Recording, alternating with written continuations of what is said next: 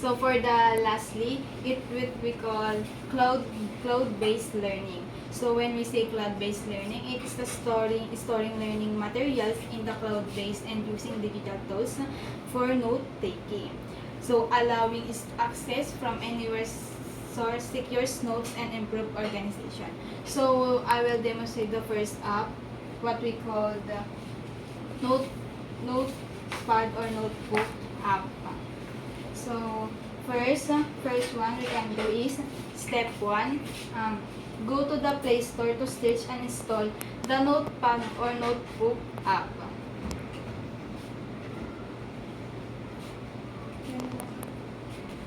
As you can see, step 2, select these apps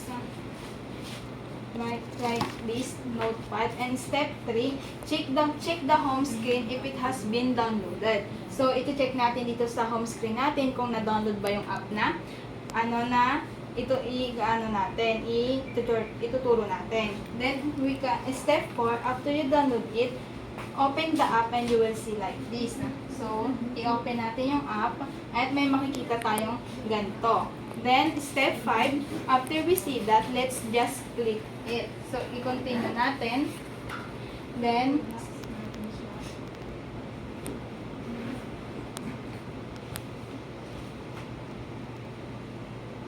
so yan.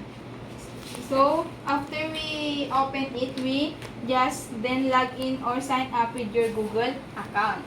Then step 7, after logging in, we will see something like this. So like, di ba may nakasulat na notes diyan, reminder and bookmark. So pumunta tayo sa notes.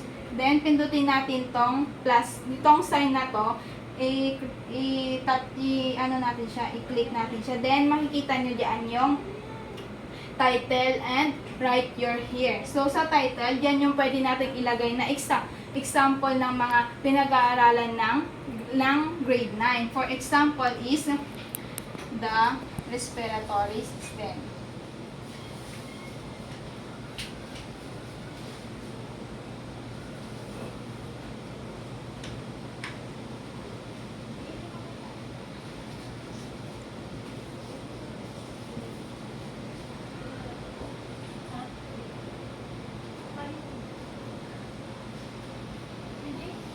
Yan. So, yan, na-type na natin yung respiratory system.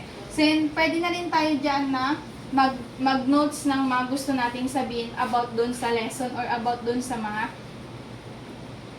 diniscuss natin or gusto nating i-notes. For example, yan po yung sa respiratory system. Then, step 9, if you see something like this, it means we can now save our work. So, pag may nakita tayong ganito sa taas, yung sign na to, yan, pwede natin siyang pindutin. Pag napindutan natin siya is, ma-save na yung notes natin na example. Yan. Then, step 10, that's okay, we save in the notepad app. So, na-save na natin siya, pwede na natin siya. I have so much emails to answer. How can... And step 10, that's okay, we save it in the notepad. So, dito nakikita na natin yung sinave natin na gusto nating i-notes. Then, that's for... The next app is what we call Quote Notes, or a more advanced digital notebook for instructor note talking. This encourage organized learning and reduce paper usage. So, yung example naman dito sa Qt Notes na sinasabi is first, step 1. So, ganun din, go to the Play Store to search and install Qt apps. Then, step 2, then install this app. And step 3, we open like this. So, after we install it, we open it, and then we will see something like this when we open it. So, step 4, pwede tayo dito mag-create. So, i-click lang natin yan. Then, step 4, then you can put notes as you like, just in like a notepad app. So, ito, meron tayong tatlo dito na, merong notes, todo, at event. So, dito tayo sa note. I-click lang natin yung notes. Then, Yan.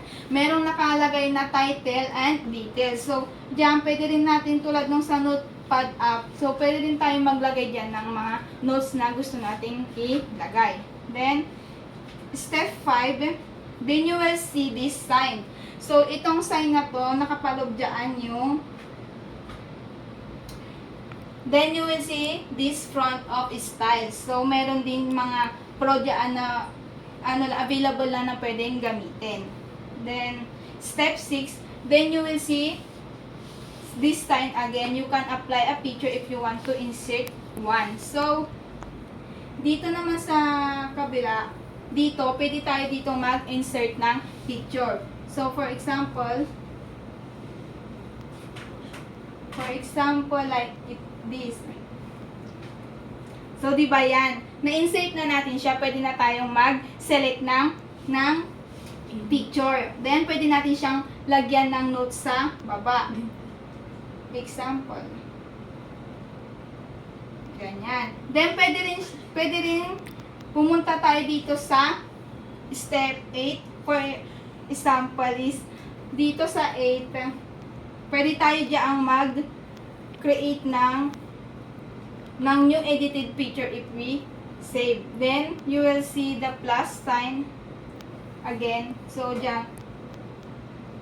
Ayan.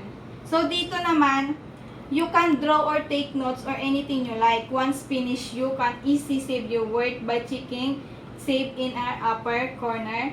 So, pwedeng dyan is, di ba, about respiratory system yung topic natin. So, pwede tayong mag-draw dyan. For example is, pwede nating palitan yung mga color na gusto nating gamitin. Then, for example, draw. Di ba dyan, makikita natin, pwede tayong mag-draw. For example,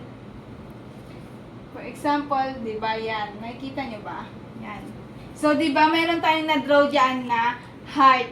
Then, pwede rin natin gamitin kapag tayo sa mga drawing or sa mga design na pwede nating gawin. Then, now your pictures, then isi-save. May makikita tayo dyan sa taas na save.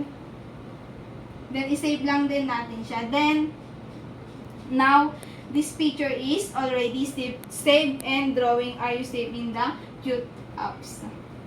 That's all.